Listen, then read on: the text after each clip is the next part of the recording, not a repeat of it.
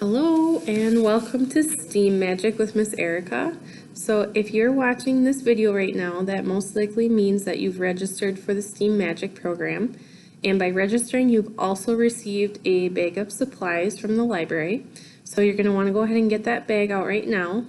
So today we're talking about STEAM, and if you know what STEAM stands for, take a moment, press pause, tell your mom and dad what it stands for, or grandma, grandpa, or whoever you're with right now, and unpause.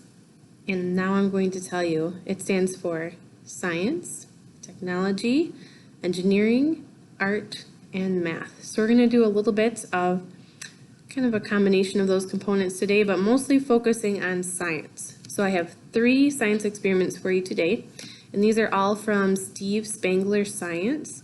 So if you're ever looking for any other projects to do, he has a pretty good website with some neat things to try out. So go ahead and get out all of your supplies and let's do some experiments. So the first experiment that I'm going to do with you today is called the spinning penny. So the first thing you'll need is one of your balloons, and I like to use the lighter colored balloon for this one because then you can kind of see the pennies a little bit better. So if you have a lighter colored balloon, get that one out, and then you'll need a penny.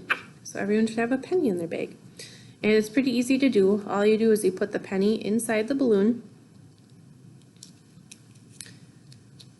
and there it is. So it's down at the bottom here by my finger. And then you can have an adult help you blow the balloon up and tie it off. And when you do that, it will look like this. So here's my balloon. I don't know if you can see my penny. There it is. So we have the experiment set up. And before we go any further with the experiment, we're going to make a prediction. So a prediction is an educated guess about what you think might happen. So what we're going to do with this balloon is we're going to grab it by the top like this, and we're going to spin it around really fast. So when we spin it around really fast, what do you think might happen to that penny? So go ahead and pause the video, take a moment, think about it, make your best prediction, and unpause. So what did you think might happen when we spin the balloon? What might happen to the penny? All right, ready to find out? Here we go. I'm about to spin it, and spin. And stop. So I don't know if you can see that, but it's still spinning around in there. That penny is rolling around the inside of that balloon. It's still going, still going, still going, still going, and now it's stopped. Finally came to a stop at the very bottom of the balloon. There it is. So let's try it again. Spin it, spin it, spin it, spin it, spin it, spin it, spin it. You can spin it faster or slower. I'm going to spin it really fast and then stop. And then I'm going to see how long it takes for the penny to stop spinning. Stop traveling around the inside of that balloon. Still going, still going, still going, still going, still going, still going. And finally stopped. So I'm going to put that aside for a moment. And let's talk a little bit about the science behind this experiment. So, according to Steve Spangler, the spinning penny is scientific poetry in motion. To understand how and why it works, you have to look at the forces that are acting on the penny or the object. So, of course, you add the energy.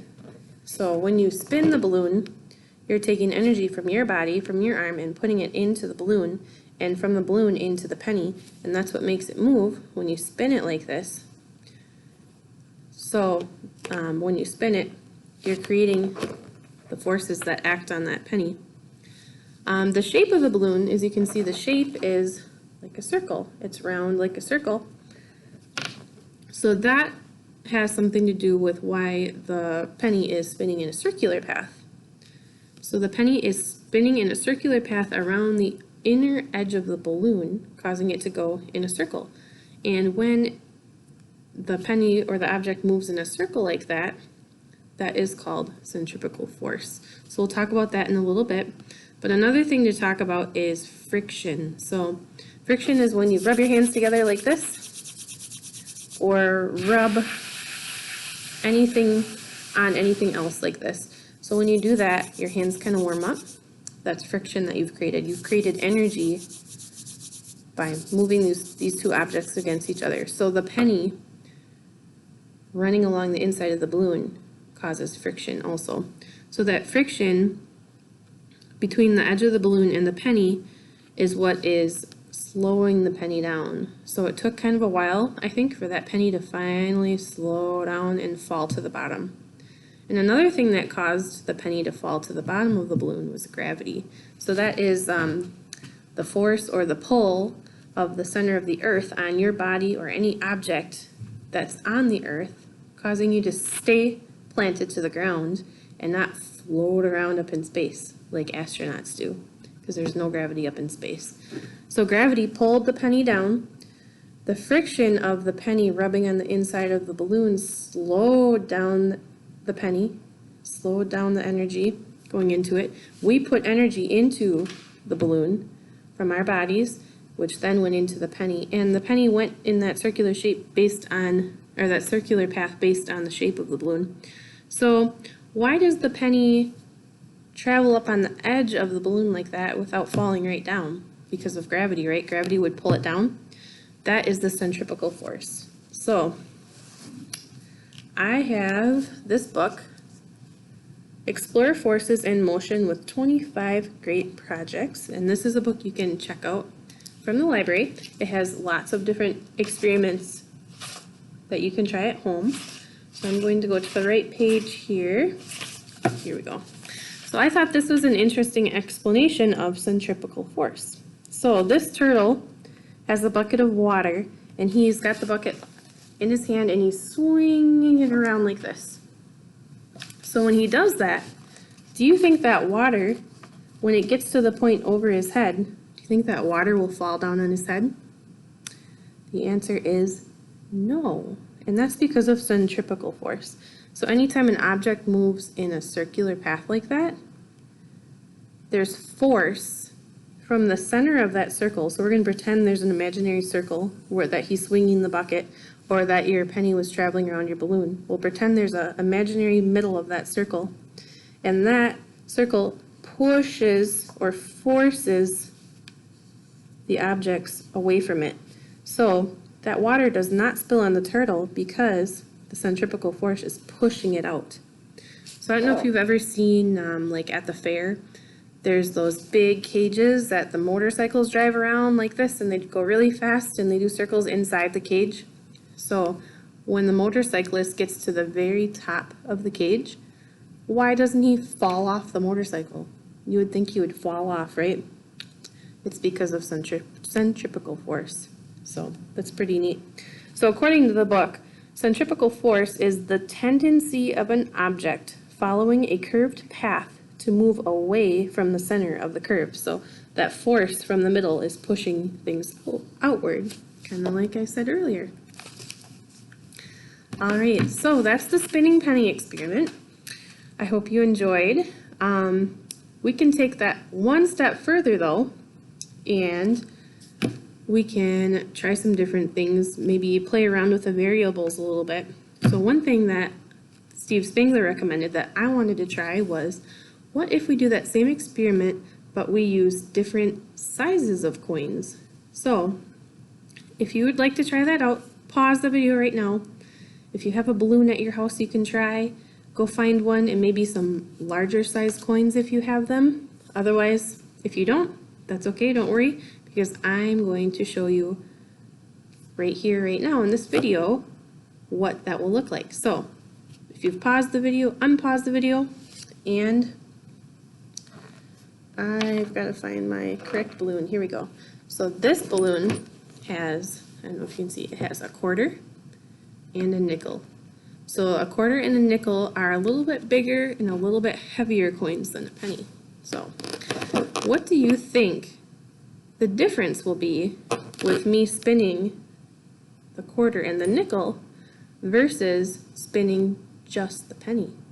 So take a moment, pause, think about that, make a prediction. What do you think will happen? All right, I will make my prediction. So I think because the 2 coins are a little bit heavier than the penny, that they're going to move a little bit faster and maybe fall down sooner.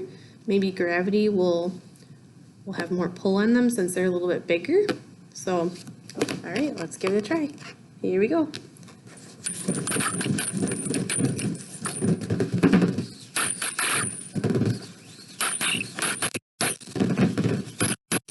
Kind of hard to get them both going at the same time. And stop.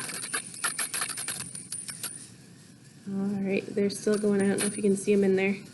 Still going, still going, still going, still going, still going, still going, still going, still going, still going. And finally they crashed into each other and stopped. So I think that having the 2 coins versus 1 coin made a little bit of a difference because they kind of crashed into each other. They made some different noises that way, which was kind of cool.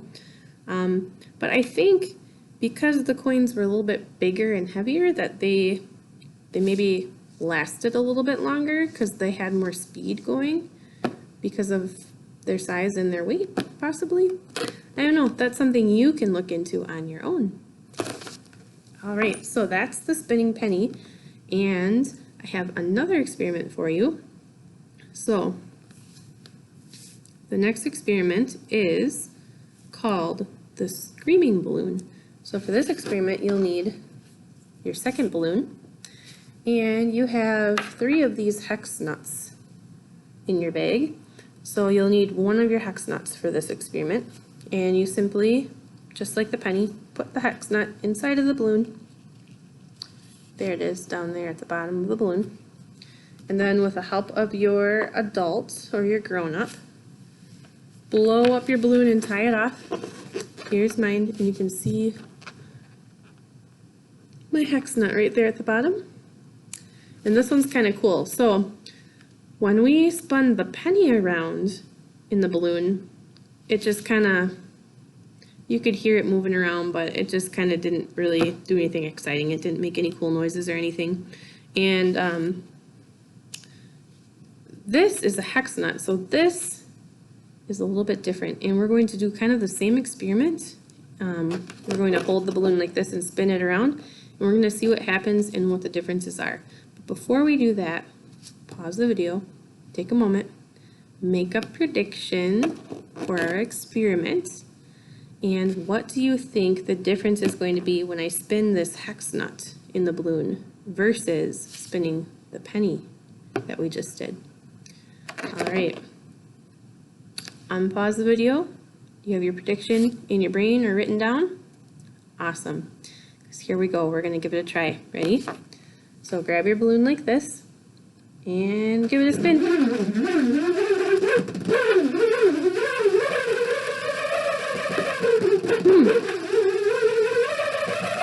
And stop. All right. So that was a little bit different, wasn't it? So what did you notice right away was the big difference between spinning the hex nut and spinning the penny that we just did? You're right. The difference, the main difference, was the sound. The sound that it made. It was a totally different sound than the penny. That's why this experiment is called the screaming balloon, because it makes that really, really like kind of loud screechy noise when you spin it, which is kind of cool. It's kind of a neat thing. I didn't realize it did. So that's one thing that's different. Another thing that's different, in my opinion, is that the hex nut fell to the bottom of the balloon and was stopped by gravity sooner than the penny did. So my thought on that is because the penny had smooth edges, it rolled around a lot longer because it had less friction between the edges of the balloon and the edges of the penny because it was smooth. So it rolled around a lot easier and smoother, and it stayed going longer. The hex nut has, you can see, it has all of these angles and corners on it. So it has kind of a bumpy surface, kind of a more rough edges to it. It's not smooth and round like the penny. So I think that had something to do with the noise that it made. So let's see what Steve Spangler has to say about it. So Steve Spangler said, this is actually a 2-for-1 experiment because not only is it looking at the centripetal force that we just talked about with the penny, but it also has to do with the sound. So we already know about centripetal force. So it talks about the sound being different because, like I said, the hex nut has 6 sides, and the flat edges on the sides cause the hex nut to bounce around and vibrate inside the balloon. So the screaming sound is made by the sides of the hex nut vibrating against the inside wall of the balloon. So it is because of the shape and the design, I guess you could say, of the hex nut versus the penny, and the fact that it causes more vibration and there's less friction. Or actually maybe there'd be more friction because it's not as smooth as the penny. So we talked about the screaming balloon, and we tried the screaming balloon experiment with 1 hex nut. So let's take this experiment a little bit further now, and one thing we can do that I thought would be kind of neat is trying multiple hex nuts inside the balloon. So I have a balloon here. This balloon has 3 hex nuts inside. So we're going to make another prediction. So pause the video, think in your head, write it down however you prefer to make your predictions or your educated guess, and think about what the difference is going to be with 3 hex nuts versus just 1 hex nut. So whenever you're ready, unpause the video, and I'm going to tell you my prediction. I think that with the 3 hex nuts, there's more of those jagged kind of surfaces going around the inside of the balloon, causing more friction and more vibration, and I think the screaming might get louder or maybe more shrill. I don't know. Well, let's find out. Ready to try it with me? All right, if you have another balloon that you wanted to put your 3 hex nuts inside to do this along with me, feel free. Otherwise, just go ahead and watch because I'm about to do it for you right here. So I'm going to hold my balloon, and here we go. Ready? Spin!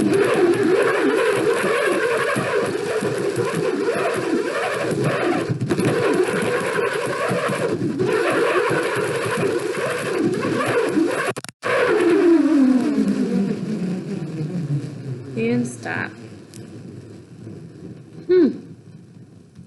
That's kind of a neat noise. So I think it kind of sounded the same as the first time around, but maybe just a little bit more sound going on like I predicted. But the end, when I stopped, was kind of the cool part. It kind of made like a lower pitch, like kind of a groan kind of a noise. Maybe because of the 3 hex nuts working together, and as they slowed down, it kind of dropped the tone. I don't know, that's another one you can look up if you want to at home. And another thing to try is an object inside a balloon with totally smooth edges all around, like maybe a marble. And according to Steve Spangler, pause the video for a moment, make your prediction before I tell you the answer. Think about it in your head or write it down or tell your grown-up, whatever you prefer. Think about what a marble might sound like inside a balloon. All right, unpause the video because I'm about to tell you. This is going to spoil it a little bit. So if you don't want to hear it, if you want to try it at home, find a marble in a balloon, you can skip over this part. Because according to Steve Spangler, a marble with no edges at all is totally silent. But I haven't actually tried it, so I'm not sure what it really sounds like. But like I said, feel free to try that one at home. All right, so that's the second experiment. We've already done 2 experiments already. So there's 1 experiment left. And for this experiment, you'll need some kind of a bottle, like a plastic water bottle or a plastic soda bottle, or I happen to have this glass jar at the library. So you'll need that, and you'll put that in front of you. And then you have this really cool yellow Inertia ring inside your bag, so you'll need that. And then you'll need your 3 hex nuts. So if you put those inside of a balloon, you might want to pop the balloon and get the hex nuts out for this experiment. So we put our hex nuts here, and how you set the experiment up is we're going to put the ring on top of the bottle, just like this. It should balance on there nicely for you. And then we're going to start with one hex nut. And we're going to take the hex nut and we're going to just very carefully balance the hex nut on top of the ring, just like that. Kind of like the picture that was on the front of your make and take bag. So this is how to set the experiment up, and this is called the inertia ring. So before we do the experiment, like we've been doing, let's make a prediction. So pause the video, think in your head, write it down, tell your grown-up, whatever you prefer, and make a prediction of what will happen to this hex nut when we pull the ring away. Because that's what we're going to do in just a little bit here. We're going to do it as quickly as we can, grab onto the middle of this ring and pull it away off to the side and see what happens to that hex nut. So whenever you're ready, whenever you have your prediction made, we can go ahead and give this a try. So here we go. I'm going to just stick my finger in and pull it away like this really quickly. So ready? Here we go. Pretty cool. That's kind of like magic, isn't it? All right, I'm going to get my hex nut back out. So, and I'm going to set up again. So did you predict that that would happen? That the hex nut would go into the bottle or the jar? Because if you did, that's pretty smart. And the science behind this is all about inertia, just like the title of the experiment, the inertia ring. So I'm going to set this aside for a moment, and I'm going to tell you a little bit about inertia.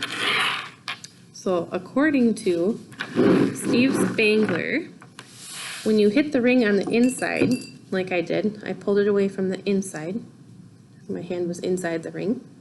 When you do that, the plastic flexes downward, so it kind of, you see how it kind of squished down when I pulled? Because the plastic is flexible. So when the plastic flexed, it dropped out from under the nut, the hex nut. So the nut was up here, and pulling it away, the hex nut kind of had room to drop. So this has to do with gravity as well as inertia, because the gravity is what would pull the hex nut down. So because the hex nut lost its support, even though it was not moving due to stationary inertia, the hex nut fell. So before I go on any further with that, I have some more to read to you from this book, Forces in Motion. So I'm going to flip to the right page. I'm going to read a little bit about inertia, because that's kind of a big new word to learn about. And here it is. So this talks about inertia, and according to this book, it says that inertia is the tendency of an object, like the hex nut, to resist a change in movement. So according to Steve Spangler, the hex nut actually had stationary inertia. And we'll talk about that in a little bit. But what inertia means is, like, for example, if you have a bicycle, if you're riding a bicycle and you run into a wall, that wall is going to stop you because you have your motion going forward, and it's going to keep going forward until you hit that wall.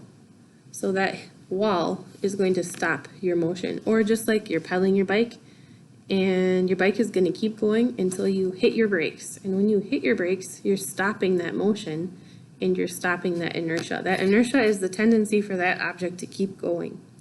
So, like, even when you push a book across the table, it's going to keep going unless something stops it. And that something might be friction, just like the penny in the balloon. The friction slowed it down. It might be an object, a wall. It might be energy, like you using your own foot to push on the brakes of your bike. So that is actually Newton's first law of motion, the law that an object in motion will stay in motion unless something acts upon that object to stop the motion. So Newton's first law is sometimes called the law of inertia, and the law of inertia applies to pretty much every object we can think of. Trains, boats, cars, and even rockets. All of those devices cannot move unless they have a force that gives them a push. So in most cases, it is some kind of energy or power that makes the vehicles go. Like I said, your energy makes the pedals of your bike move, or when you put fuel in your car, that makes the engine run, things like that. But sometimes the object is stopped by, like I said, running into another object. It's stopped by another object. So Newton's first law doesn't just apply to things that are stationary or standing still. It can also be used to describe objects that are already in motion.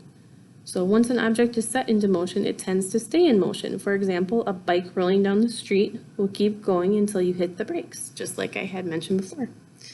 A moving bike has inertia, which means that it will keep moving at the same speed until a force is applied to it. So that's moving inertia, or inertia that applies to an object in motion. But the stationary inertia is what our hex nut has. So that means that that hex nut was just sitting up here, kind of waiting for a force to act upon it. So that force that acted upon it was when we pulled the ring and it bent. That kind of pulled the nut down and gave it space for gravity to let it fall into the jar. So, just like we read about in our book, Steve Spangler says that once the object is moving, the hex nut, which is our object in this case, won't stop moving, speed up, slow down, or change directions because it will have moving inertia unless something like the bottle or your hand or the floor or the ground gets in the way and causes any of those things to occur. So the reason that the hex nut stopped moving is because we caught it in the jar. So that's kind of a cool experiment about inertia. So were you able to get the hex nut to fall exactly into the bottle? It takes a little practice. If you didn't, keep practicing, keep trying. It's kind of a cool magic trick to be able to show people. And it's kind of fun to try. So let's take it a little bit further. But before we do that, actually, let's take it a little bit further. And then as we're doing that, we can make a prediction, another prediction.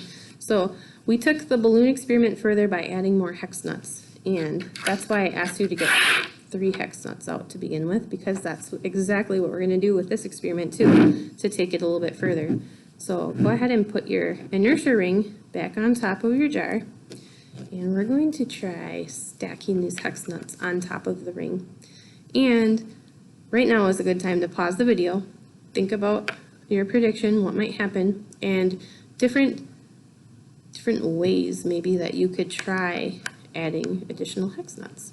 So once you have that written down, or you've told your adult, or you have it in your head, go ahead and unpause the video, and let's go ahead and try stacking these hex nuts on top of the ring. Oops. And this takes very, very steady hands and careful balance, so it might take me a minute here. I'm going to really focus on it. It's kind of tricky. So I'm going to go ahead and stack my hex nuts like this, and I'm going to try all 3.